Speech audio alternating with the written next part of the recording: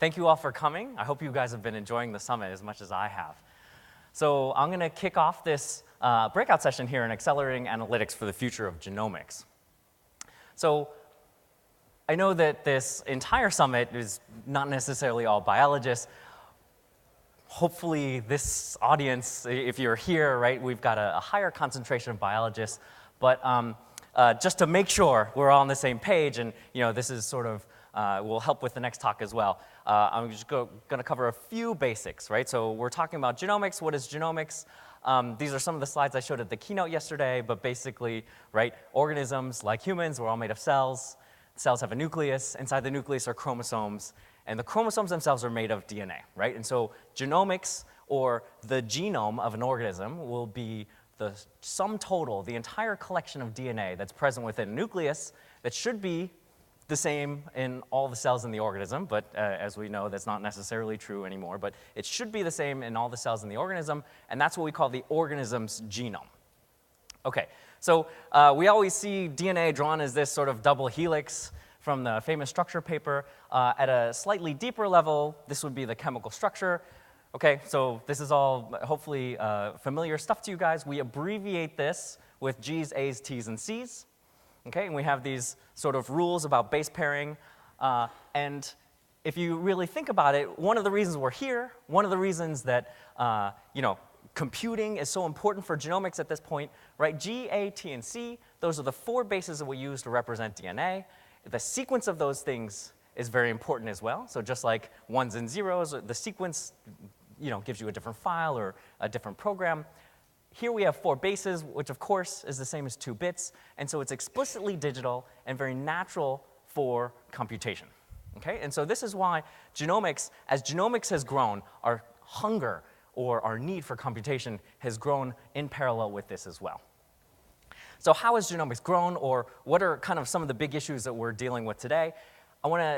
To address that, I want to start with just a little, very brief history of DNA sequencing technology, right? So as I mentioned, we've got G's, A's, T's, and C's. It's the order of the G, A, T, and C, just like the order of the bits matter in your file. So the order matters, and to get that order, we do a process called DNA sequencing, essentially reading off that order.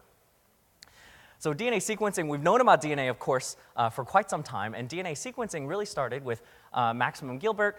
This is just some figures about how they did this, but they used chemical reactions and radiation. So DNA, right, it's inside of cell, as we mentioned. It's got a chemical structure, so you can manipulate that and take advantage of the differences between G, A, T, and C using chemistry so that you can break this and essentially read off the sequence from this gel after you radio-label them.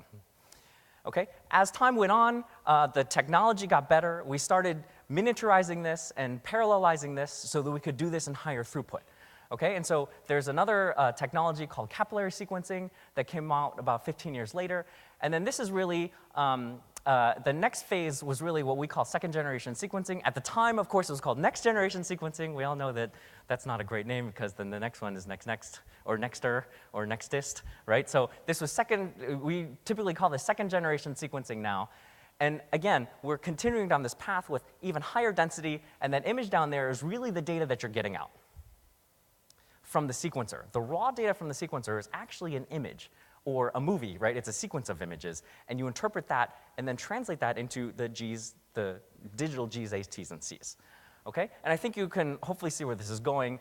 The last iteration, or the most recent iteration, are what we would call third-generation sequencers now. Okay? And this is exemplified by a sequencer such as the Oxford Nanopore sequencer, where we're doing direct electric current detection.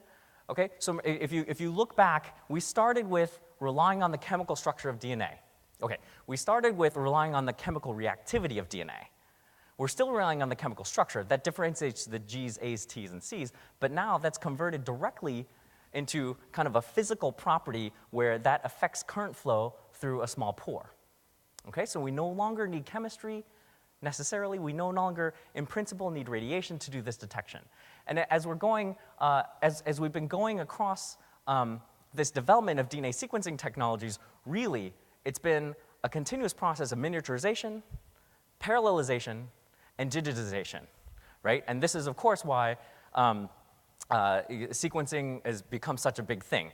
And in terms of how big has this gotten, or how fast how much progress have we made in DNA sequencing? So, again, I showed this idea previously in the keynote. I'm sure you're all familiar with Moore's law. It's really hard to keep up with Moore's law to begin with, okay? That's an exponential rate of progress, and you have to keep making exponential, like, leaps and bounds every year. And then in genomics, it looks like this, right? So the y-axis is a log scale, and we're doing cost per unit sequencing or cost per compute, right? So genomics is going even faster than Moore's law. So genomics data is exploding, and what I mean by in the usual way, right? So when we talk about Moore's law and this exponential rate of progress, we're very familiar with that. That's been going on for decades now, and by some accounts, maybe that's been going on for centuries in terms of the progress of computing and knowledge and information. Genomics is exploding because we're going even, when I mean the usual way, it is also in an exponential fashion. But that also means that analytics, or our ability to analyze that DNA, is imploding because we're falling behind our compute power, okay?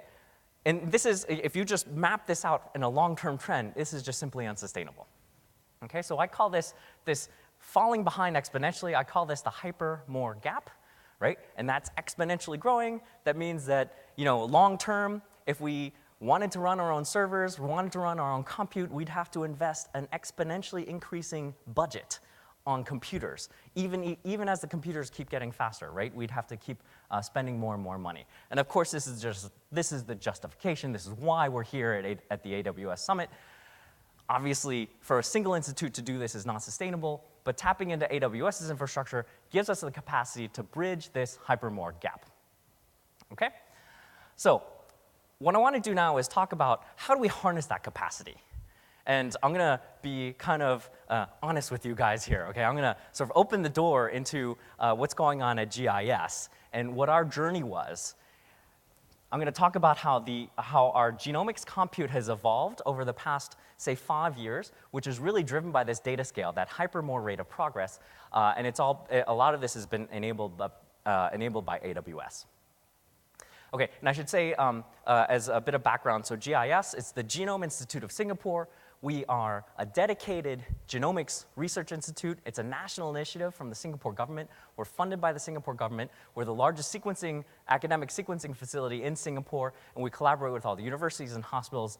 Okay, so we're kind of the people in Singapore that are supposed to be the experts at genomics here. Okay. This is what GIS used to look like, a very simplified view, okay? And again, I'm being honest with you guys here. So pre-AWS, this is what it looked like.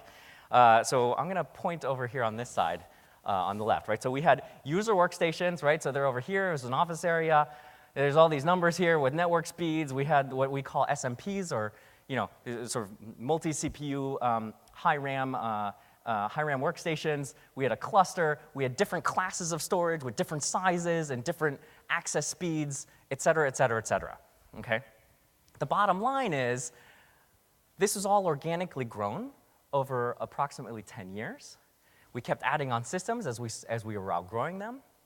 And we're upgrading not just hardware, not just storage, network switches, the workstations were all different, et cetera, et cetera, et cetera. Okay? And I'm not even talking about software right now. But the challenges here, clearly, right? As a semi-academic institution, and we're a research institute, but we have lots of academic PIs there, academic group leaders. We also have a lot of graduate students that are there. There's a lot of people that are first-time command line users, right? And that's kind of our job, is we are there to help train people and bring them up to speed and help them to process genomic data workloads so they can go out into industry or go out to postdoc or go be a professor somewhere else. Okay? So we have a lot of first-time command line users. As I mentioned, this is a simplified version, but you can already see, I think, and hopefully some of you identify with this, that it's a heterogeneous compute storage. Like everything was just heterogeneous, okay? And the thing is, even I have trouble sort of telling you exactly how everything was organized here, right? But for these first-time command line users, they have no or low experience in sort of managing different job submissions on the cluster. They have no or low experience in optimizing their jobs, software configuration, okay? Again, I'm not talking about this at all, but even just to sort of get software running like not just getting the software installed, but like to read the documentation and get that thing running, we're doing a lot of support on this as well. One of the other things that is sort of particular to genomics is oftentimes our workloads are very spiky. We'll do a lot of sequencing when a project comes in, and we do all the patient recruitment, and then we have to do all the analysis like of that sequence that comes off the sequencer, and then there can be a very long period of maybe a year or two in that project where we're doing validation or redoing the analysis or something like this, right? So it's very spiky. At the end of the day, okay, one of the key challenges that we really had was at the end of the day, you put all this stuff together, and we were doing self-inflicted denial of service constantly. Okay, so I was on one of the teams that was helping with some of the software configuration across the cluster. We were having this every 2 weeks. The SMP would go down, and then all the jobs that were running on the SMP, they would go down.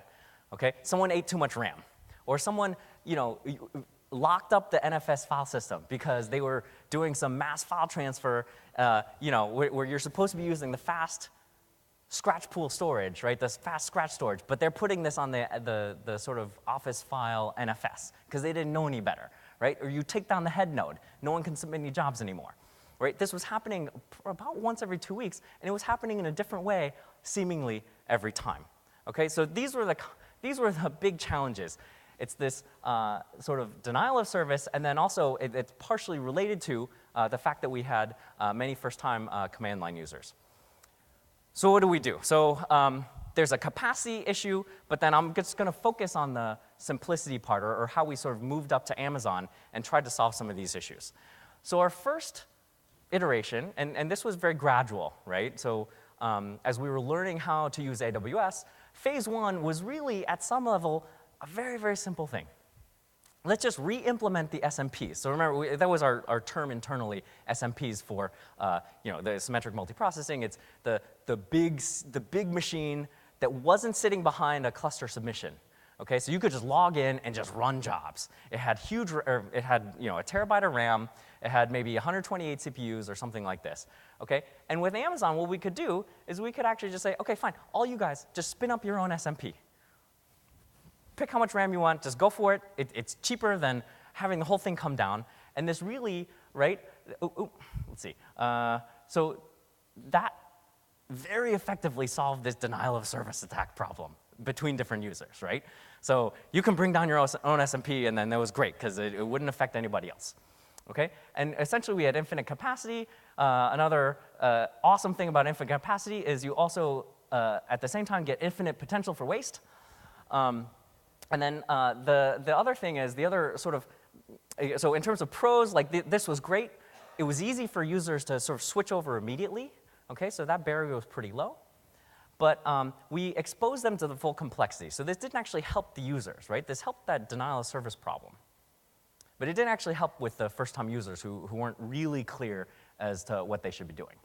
Okay, and in terms of full complexity, right, so you've never used a command line. You're just out of college. And you say, okay, well, just spin up your own computer, right? And then these are the choices you have to make. And that's just page one, right? And then you got to pick your operating system. And then you got to figure out how to configure your software. I mean, we obviously, these are services we could provide. But at the very beginning, the simple version, like letting the advanced users do this, right? This wasn't helping our first-time users. Okay, so this is just a listing, a small listing of some of the choices you would have for instance types on EC2. Okay, so then, we went through a couple of other stages, and I'm going to sort of skip ahead now to sort of what we think is going to be our best practice, right? So obviously, just re-implementing, like you just spin up an instance, you gain this sort of capacity, but you don't take advantage of many other things that AWS can provide, right? Like elastic provisioning, or sort of right-sizing your machines, okay? Or sort of having, the parallelization that you can do with a cluster. So what we do now, the thing that we're trying to push forward now is we're using Nextflow plus AWS Batch, and I'll talk about this a little bit more. And this, the spinning up of individual instances at some level is just, okay, let's just buy a new computer, right? That's all it really was. And there really wasn't a cloud solution. We could have actually just done that by spending a lot of money and just buying new computers, right? But so now this is a totally new paradigm which is enabled by the cloud. Okay, and the way this works is basically, you can see that this diagram becomes much easier. They still have to deal with where their data is, and they sort of learn how to use S3, but at the end of the day, then they're sitting here, they just sort of issue a single command, or they run a command, and then Nextflow will take care of an entire processing pipeline. They tell it where the data is, and it'll go pull the data, it'll kick out to AWS Batch to provision clusters. It'll kick out to AWS Batch to provision cluster nodes. All those cluster nodes will get configured individually based on what Nextflow is telling them they need to do, right? And then so they don't have to deal with all this stuff. And this really becomes much, much, much easier now for our first-time users, okay? And at this point, we not only solve the denial of service problem, users are isolated because everything is spun up individually for them every time they want to run a different analysis. We get the scalability, right? This thing shuts down automatically on its own once the thing is done, and all that is sort of controlled by Nextflow communicating with AWS Batch. Okay, so this is a more cloud-native paradigm for us to use. And just to give you a sense of what's going on in the background, right? So Nextflow the reason that there's some simplicity for Nextflow. So Nextflow is an open source sort of pipeline manager or workflow manager. Okay, so it allows you to sort of specify, okay, I want to do this first with this data, and the output goes into this thing, and then you can branch off like this, and then these two things run two separate things. Those outputs then get combined into a third step, et cetera, et cetera. And all that stuff is done. It'll keep track of job failures, restart them, et cetera. But you do have to have that job description. You do have to have that workflow description. And we've been working with the community, the NF Core community, which is an outgrowth of Nextflow. So Nextflow, to be clear, is not our software. It's open source, but it's run by somebody else.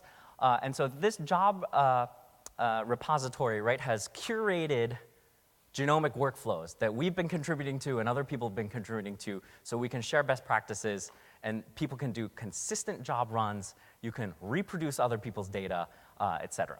Okay, and so this is really important, and this a job description from NF Core then comes down, and then you've got a bunch of tasks, right? So as I said, you've got job one, you take in the data, you do something, so to use some genomics terms, right? So you might trim your FASTQ files, and then you do mapping after that, and then you do variant calling, et cetera, et cetera, et cetera. And so all these are different job tasks. For each of these job tasks, they can kick out to AWS Batch to actually do the processing. Okay, so when you kick out to AWS Batch, then AWS Batch will spin up all the instances that we really need, or based on what's specified in the job file, and that can also depend, that can also be programmatically scaled based on the data. So it spins up all the base instances, it pulls these Docker images from a Docker repository, and then now, so what Docker does, right, is it's a container that then has all of the software configuration done properly already, right? So every single one of these commands actually gets its own, essentially gets its own computer, which is configured specifically to run that specific program. That's spun up dynamically. You run that program, and then it's spun back down. Okay? So, and then, of course, then they need to sort of just make sure they keep track of their data, and these guys all know where to get their data from. Okay? So the interesting thing about this, right, and really one of the kind of nice things that we realized as we became more mature with AWS, okay, this is clearly much more sophisticated, it's cloud native, it's much more complicated, it requires a lot more infrastructure, right? But the tying together of all these services really was done very well by AWS Batch. And then Nextflow was then written to basically control AWS Batch. So solving the simplicity problem, ironically, required us learning a lot of extra complexity, right? But we sort of crossed this valley of complexity, or maybe hill of complexity. Like once we got past a certain point, it actually became easier for the end user to actually go back and do this stuff, right? Because what,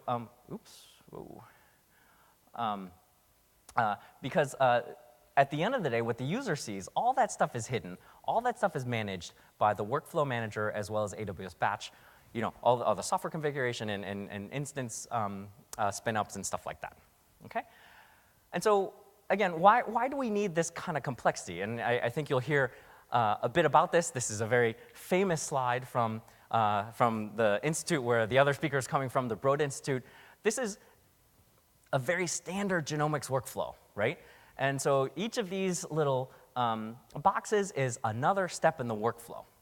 And again, if you imagine that you're a first-year graduate student and you've never used a command line before, and you've got to figure out how to run all these things. All these are different programs. There are multiple choices for how to do all this stuff. You don't really know which ones to choose. I mean, you can pick a paper and read it, but this is daunting for people.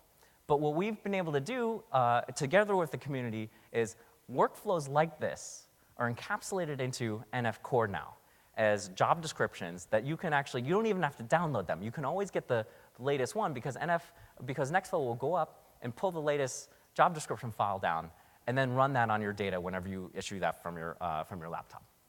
Okay? So this is really kind of a couple of the steps that we went through, and we're still working on this. We're still trying to roll this out to our users, but I think the change from our initial complexity, which transmitted complexity to the user, okay, to a complexity on AWS that now transmits simplicity to the user. And that also then gives them scale and gives them the ability to harness that capacity. This has been totally dramatic for us, okay? And we're super excited about implementing this and rolling this out to the rest of our guys. Okay, so what's the impact been at GIS? Just a couple of slides real quick. So for us, I talked about Moore's Law. It's already hard to keep up with Moore's Law, but it turns out the computer industry has done it, and so has Genomics. So I just took a collection of papers from the same institute, some same anonymous institute, and I'm a bacterial guy, so if you look at the number of bacterial genomes that's present in each of these published reports, it actually really closely tracks Moore's Law, interestingly. Okay? At GIS, I would say that we got there a little bit later to the game, so we weren't doing this as early as some of these other institutes, but with a lot of the scale that we've been able to harness from AWS, we've gone 100x in 4 years in terms of our scale. So we are now, this is what we wanted to do, right? We need to go faster than Moore's Law, and we can finally do this. We've seen this. And I can see from the projects that are coming in today, we're going to go another 10x. We're going to go another 10x in the next 2 years as well, right? We're going to keep up with this pace. And absolutely crucial that we have Amazon Web Services to be able to do this. What does that look like? Just to give you a visual. Again, I'm showing you a lot of internal kind of things here.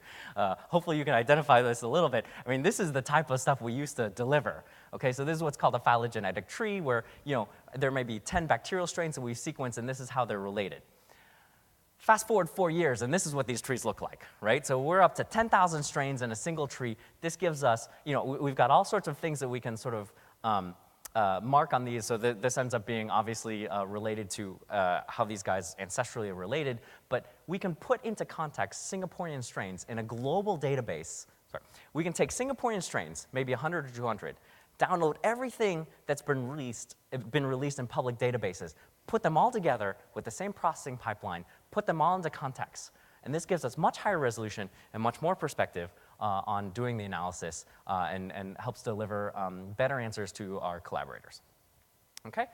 So that's capacity, simplicity, that gives us scale. Okay? And then the last thing I just want to touch on real quick is, is there a way that instead of just keeping up with the data flow, right, can we actually get ahead of this?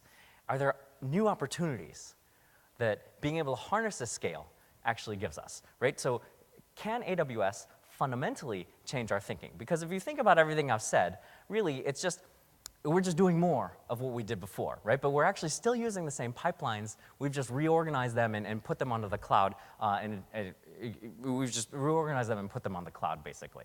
Okay, so again, I showed this before. We're undergoing this Internet of Things transition in genomics, right, where sequencing machines, this is a machine that was available in 2011. It's about the size of a minivan, okay? And this is one of the machines that you could buy just 3 years ago. So 4 years later, we went through a form factor change that took 40 years in computing, okay? And that's really one of the amazing things about what's going on in genomics. And so in order to deal with this, we're clearly seeing a future where these will be out in the field, right? And again, I touched on this in the keynote. I'll go pretty quickly through this. In Singapore, there's a lot of great infrastructure that we can just simply do an upgrade on, especially if we have those devices. And actually, Singapore is wanting to do this upgrade. They're already wanting to put sensors out throughout the entire city, throughout the entire nation, to monitor temperature, to monitor pollution, right, to monitor its closed-circuit TV cameras. And if we could put one of those devices, one of those genomic devices out there as well, just imagine the possibilities, right? So for this particular case, these dengue inspections where they're looking for mosquitoes that potentially can transmit this infectious disease called dengue, Singapore has a monitoring infrastructure that does 1 million inspections a year, right? It's completely amazing. And if we could just put these devices in the hands of the field agents, right, we could imagine that, it's sort of like this, right? These guys are just out there constantly delivering genomic data streams. And if we're talking about 1 million genomic data streams, how are we going to do this? I think the only way we really can do this is we have to move to a serverless, event-driven model, right? Massive scale, no user intervention. This, again, is another way that it's fundamentally cloud native, right? And we really need AWS in order to do this, okay? And then this enables continuous monitoring. So again, this is a future project. This is something we're looking to move into. It's clear that this is going to happen. I think it may happen first in Singapore because of the outstanding infrastructure.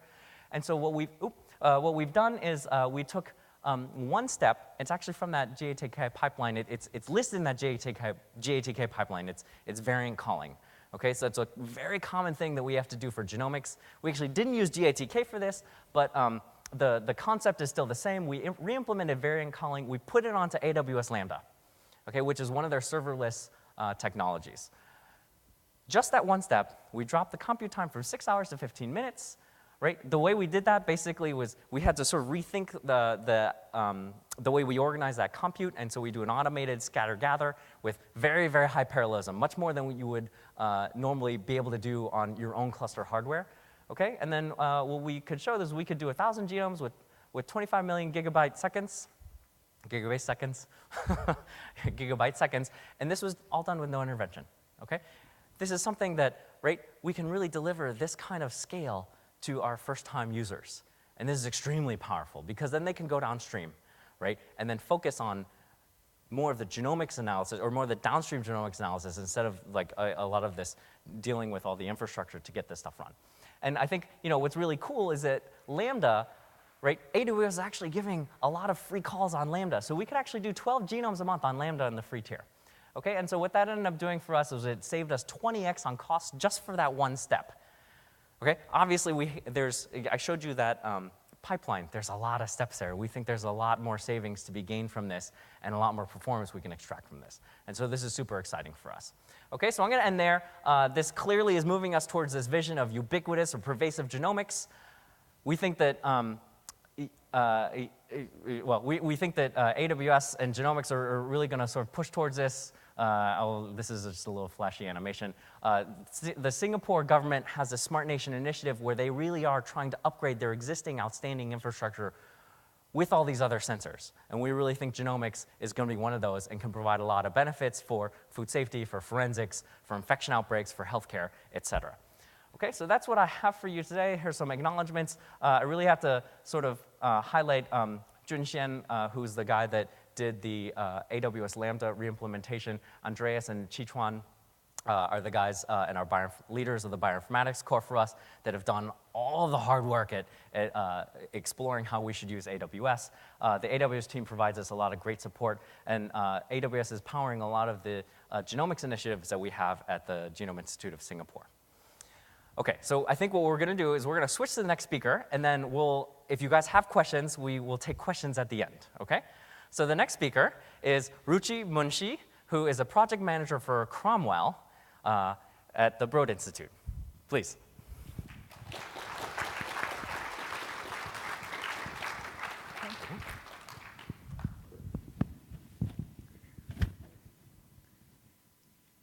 Hey, everybody. So today, similar to how Dr. Swaine Chen talked about how they used cloud services to transform genomics analysis in Singapore, that's very much the sort of core of what I'm presenting as well, is just how at the Broad Institute, we leveraged cloud resources to take genomic processing to the next level. Great. So the key thing I'm going to focus on today is talking about Cromwell, which is also a workflow management tool, similar to how you heard about Nextflow. And it's really focused, and Cromwell's main focus is providing flexibility for a user to take the analysis that they want to run and possibly go run it in various different platforms. So I'll dig into that in a second. Okay, so for us, the story at the Broad really started getting active at the end of 2012, where exactly like you heard before, when the cost of sequencing dropped, there was an incredible rise in the amount of data being generated. And I really loved the term I heard earlier that what we started noticing right away is that with all this data being generated, we didn't have the analytic tools to keep up with processing that. So this is the same example of the hyper-Moore gap that we heard about earlier. Okay. So on one hand, we started realizing we were producing lots of data and not able to process it right away. And similarly, we'd started noticing another trend at the Broad Institute, that we had a lot of different groups scattered throughout the organization that were all sort of trying to do the same thing and trying to tackle the same problem in similar but slightly different ways. So we'd noticed that researchers from completely different core groups, so for example, our operations team, which really focuses on pre-processing data, our GATK development team that really focuses on building the algorithms behind the genomics tools, and our cancer genome analysis team, that just focuses on cancer, they all shared one problem that they were solving, which is that they were all looking for workflow solutions.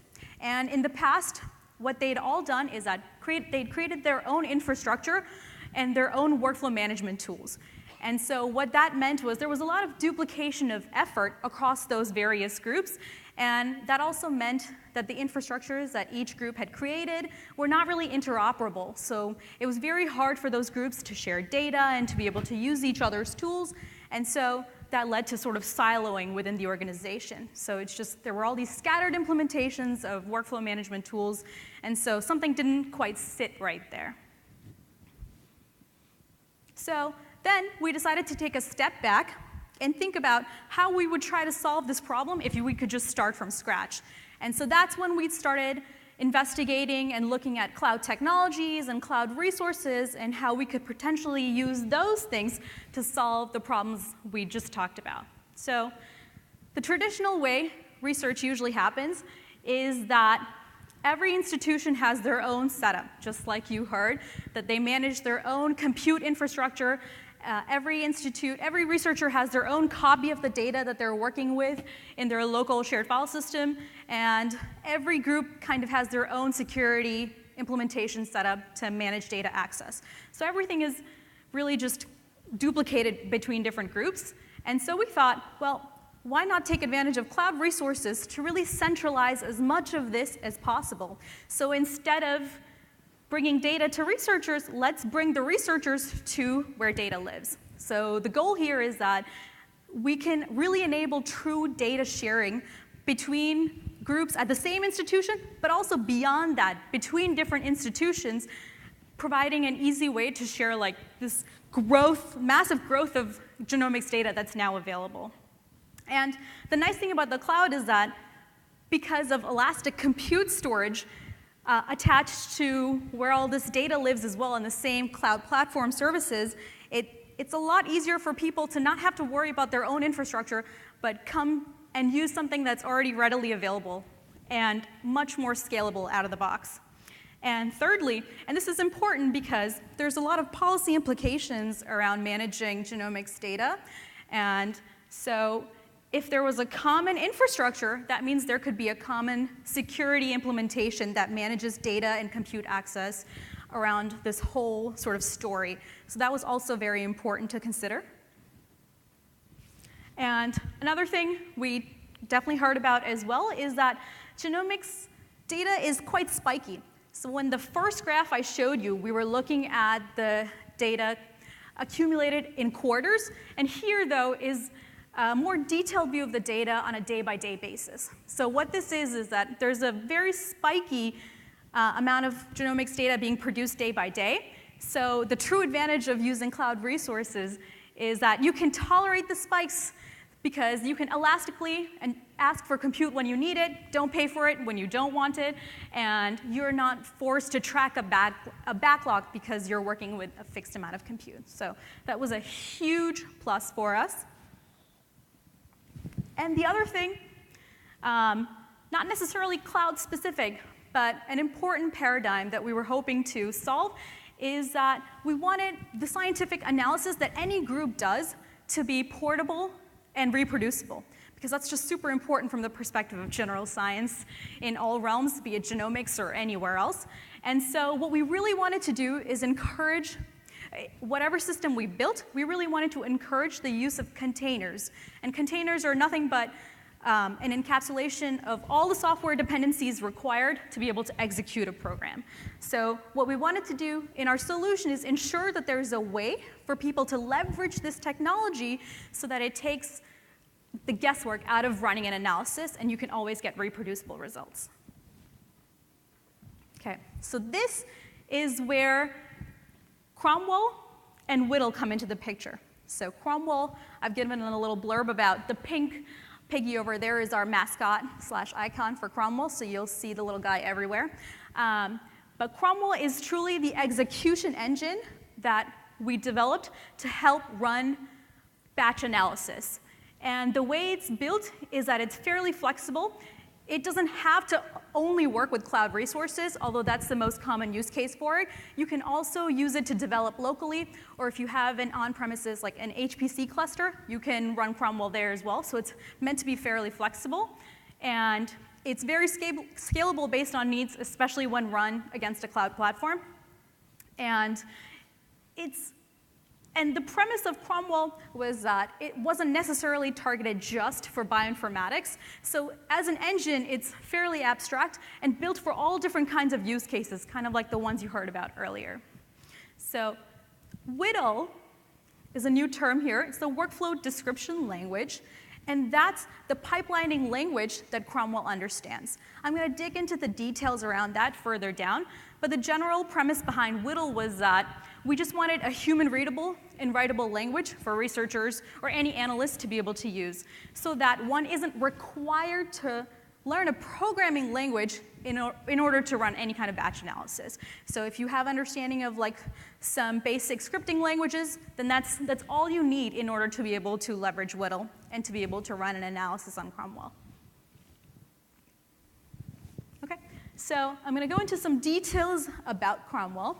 So there's two main ways that one runs Cromwell. There is a run mode, which is really meant for one-off analysis. So if you're developing a pipeline, if you're doing quick iteration cycles, you're testing out some kind of new data. So it's all about sort of independent analysis. So Cromwell has a run mode to support that. And all of it is encapsulated inside of one Java command. And then there is another way to use Cromwell, which is server mode. And that's when you're kind of hosting a shared instance of a service that a whole group can access. So the way one interacts with Cromwell in server mode is through like REST API calls. That mode is just meant to be scalable and meant to handle more throughput of data going through. It definitely needs a little more maintenance than run mode. And it's truly appropriate for production environments and for a shared instance.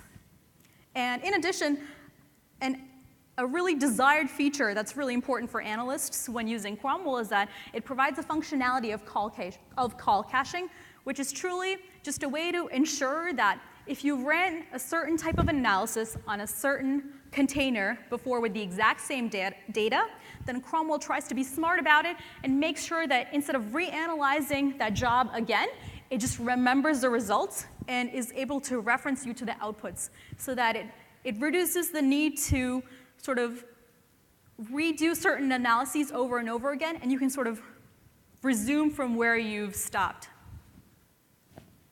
Okay? So today, Cromwell runs in a couple of different places. So you can run it locally, something like your laptop, you can get started right away. You can run it against an HPC cluster. Currently, we're in active development of building AWS support for Cromwell by leveraging the AWS Batch API. In addition, you can run Cromwell on Google Cloud Platform. You can also run it on Ali Cloud. Okay? So this is the general sort of high-level architectural diagram of how Cromwell interacts with different cloud services. So on the right-hand side, with the cloud, you'll see that Cromwell is essentially sending requests to AWS Batch API, and it's AWS Batch that knows how to interact with a managed compute environment. And that's where all your compute actually lives. And so Cromwell's main job is really to orchestrate sending jobs to different cloud platforms.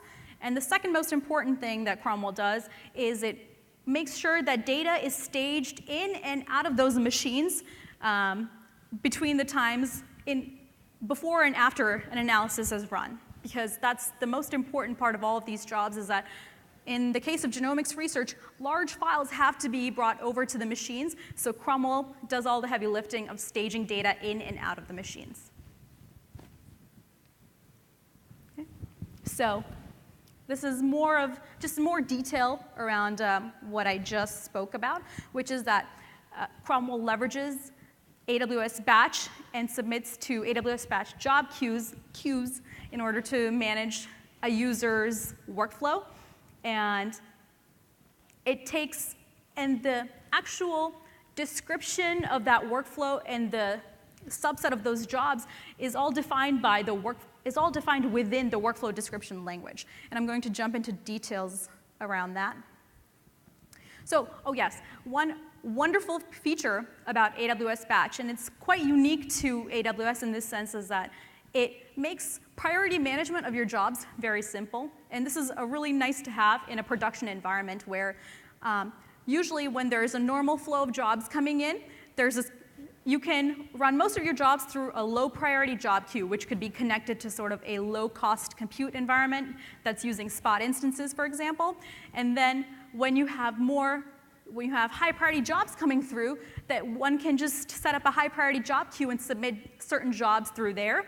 And so it can leverage, so it gets priority over the low priority jobs. And if there isn't enough space, even in your spot compute environment, you can throw on an on-demand compute environment. So immediately you have more flexibility and a way to urgently run high priority jobs. Okay, so I'm going to dive into WDL a little bit, which is the workflow description language, and just the sort of design around the language in general. So on the left-hand side, you have a workflow definition, really, and the key components of that are, in the yellow bubble, you have highlighted the inputs coming into that workflow or being leveraged by that workflow. And below those are instantiations, are call statements, which are instantiations of a task. And on the right-hand side, there's a task definition. A task definition, in layman's terms, is simply a function. So it's just something that has inputs, an actual command that's executed using those inputs, and it generates outputs. So that's what it is at the end of the day. And the language provides easy syntax to be able to reference types like files, strings, arrays, and things like that. Just sort of normal objects you would need and be able to manipulate data. And so that's your task definition. A sort of unique component to the task definition is the runtime block. And that's where a user has the option to be able to do more detailed resource management for that job. So you can specify things like the amount of CPU needed, the amount of disk space needed, and if you wanted to use a low-cost instance. So the details around the resource management is handled inside the runtime block. And a workflow is really just a chaining of all these task calls, and that's what it is at the end of the day. So here's an example of an actual sort of hello world example for a task. So the command block is the actual script that gets executed. The runtime block, which is where one provides the runtime details like Docker containers, if you're using one, and the resource requirements we just talked about, and potential cost savings in there. And the easiest way to to be able to run a task is you simply call it. So this is like a 2-line workflow underneath. Okay, so the WDL language is built to have easy syntax in order to create data flow, just very intuitive from a workflow author perspective. So of course there's ways to linearly chain tasks. So the simple sort of way of just piping inputs and outputs in a linear fashion. There's also ways to do multiple inputs and outputs in the same vein. And probably the most desired feature in WDL and the most used feature is the ability to scatter the same task over a list of different inputs. And in this case, what one has to do is just provide an array of inputs and the same task that gets run against those inputs in parallel at the same time. So it's not quite a loop, but it's sort of parallel execution of these tasks. And then there's an easy syntactical way to gather all the outputs without any extra effort and to be able to sort of split and combine where needed. Okay? So an interesting thing about WDL is that it's been out and open to the community. Both Cromwell and WDL are open source projects at the Broad. And WDL has gained a lot of traction in the community over time. So what ended up happening is that very recently, WDL was handed over to governance by sort of an open community standard. So it has been it's transformed from WDL to OpenWDL. So I'm sure I've thrown in a GitHub link for it somewhere here, but you can go and read more about it. And the basic premise is that as new features get added into the WDL language, it's really driven by the needs of the community. Okay. So in addition, if bioinformatic languages and bioinformatic pipelines are sort of like your hotspot in your day-to-day, then you may have already heard about CWL, which is another workflow language, the common workflow language that's very popular in the bioinformatics community. And very recently, Cromwell added support for running CWL workflows as well by sort of leveraging this concept of a workflow object model that ties the core concepts of WDL and CWL together. Okay, great.